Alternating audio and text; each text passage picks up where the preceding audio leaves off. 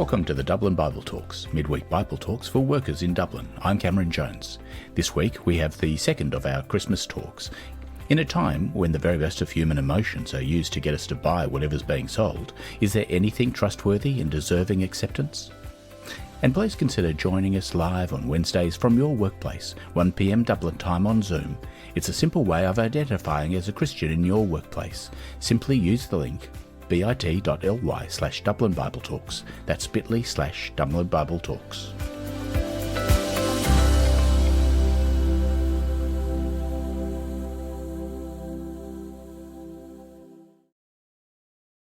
Today I'm going to take a few minutes of your time to think a little bit more carefully about the child who is sung about in many of those songs that come on at Christmas time.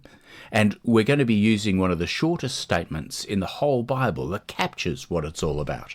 It's written a long time ago, almost 2,000 years ago, by a man named Paul. He was writing to his friend, his colleague, a man named Timothy, encouraging Timothy to carry on with his work. And he writes in the light of what has happened to him and writes about something important. He writes what he calls a trustworthy saying. And that's what we're going to focus our attention on for a couple of minutes, on this saying. It's not a saying that's designed to deceive you, or to lure you, or to con you. He calls it a trustworthy saying. It's absolutely right and it's absolutely good to test everything that we hear, especially in a world where you get so many competing messages.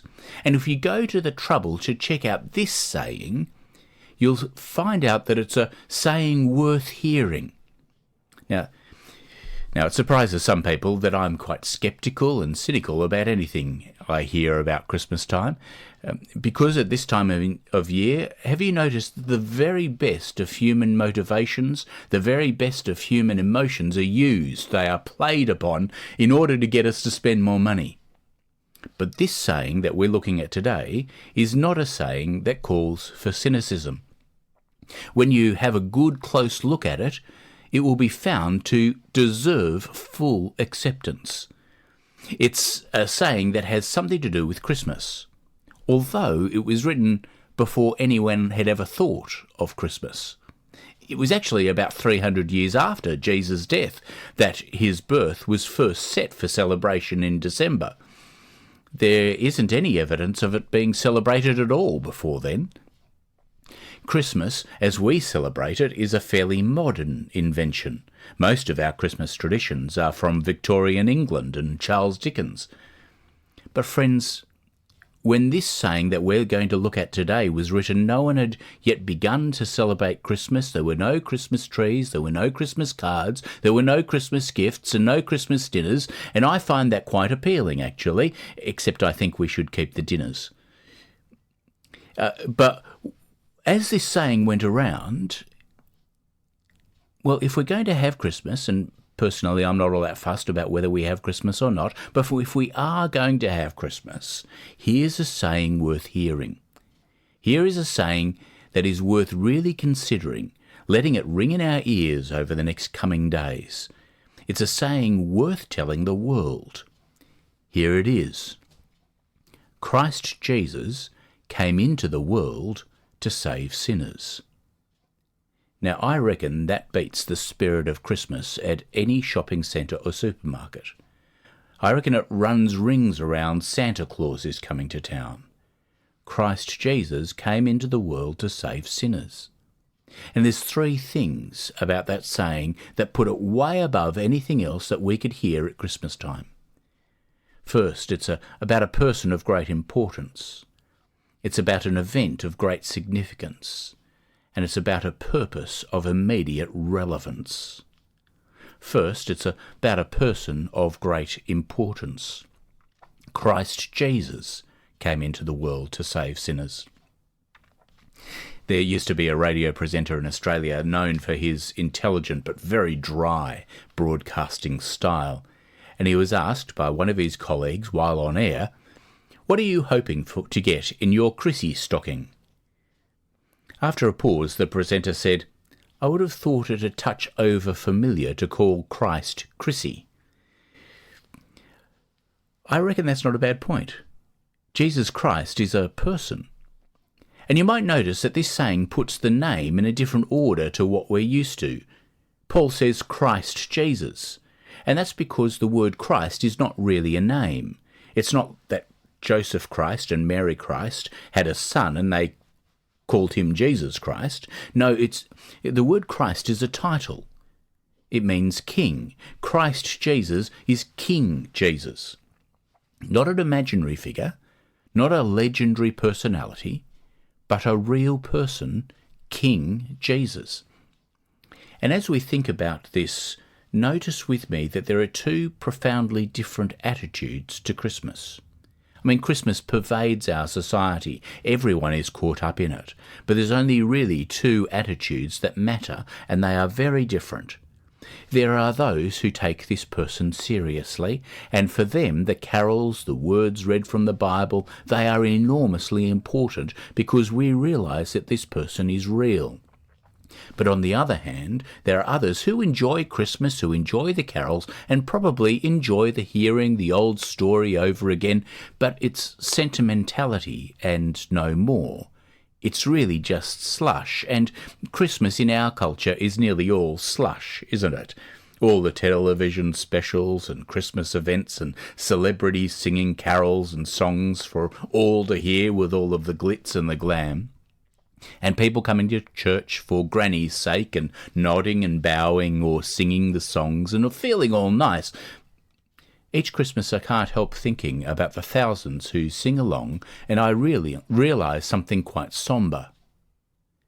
One day they will answer to him for the rubbish they put all around the message. You know, a great thing could happen for people this Christmas, and maybe even for someone listening today. This Christmas for you could be transformed from slush into a time when you encounter the real person, Christ Jesus.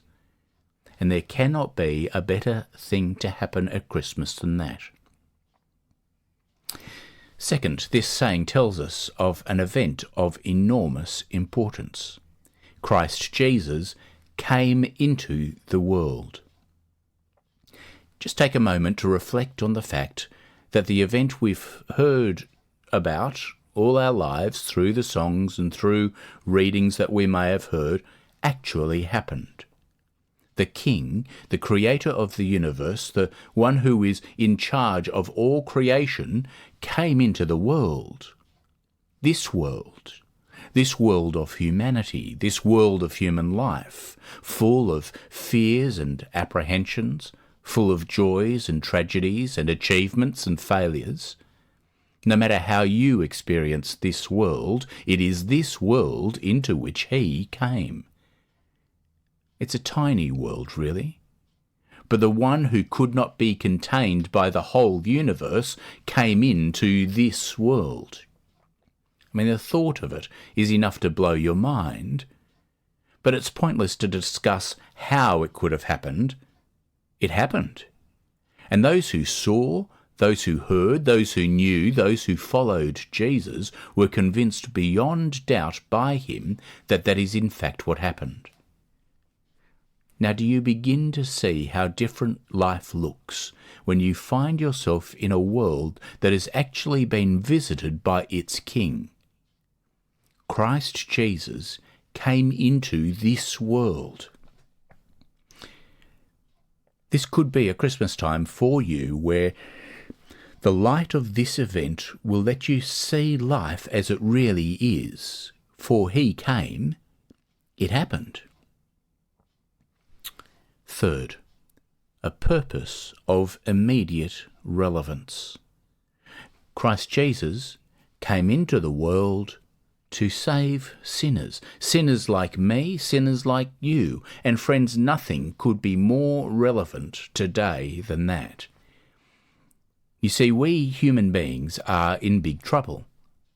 This person is real, and he is the King. He is Christ Jesus, and we disregard him.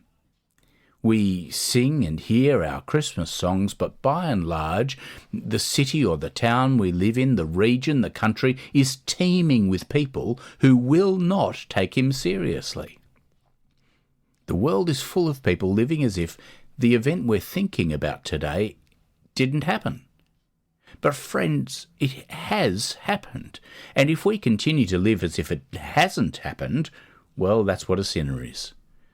A sinner is not one of the top 10 worst people in the country or in the world. The sinner is not the notorious evildoer. The sinner is the person who lives as if Jesus is not the king, a rebel against him, who will not have him rule over them. That's what a sinner is. And you know, sinners like you and sinners like me, what are you going to say when you actually stand before him, as every one of us most certainly will? Well, I didn't know you were there. Well, you sang the carols every year, didn't you? Well, I didn't really realise it happened. Well, you heard the story every year, didn't you?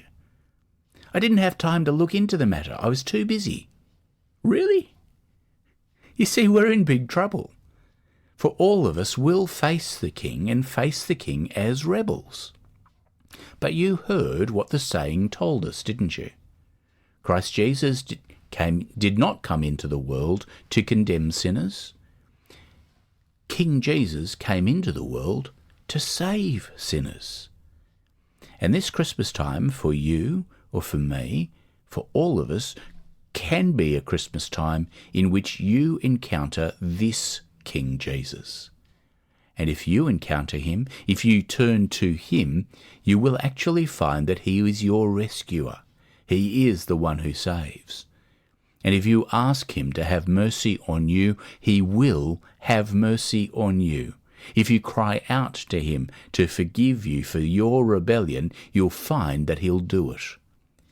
Because Christ Jesus came into the world to save sinners.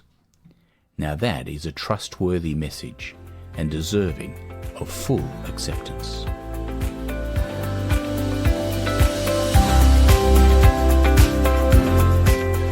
Thank you for listening to the recording of the Dublin Bible Talks. You can join us in real time on Wednesdays at 1 p.m. Dublin time on Zoom, bit.ly/Dublin Bible Talks. That's bit.ly/Dublin Bible Talks.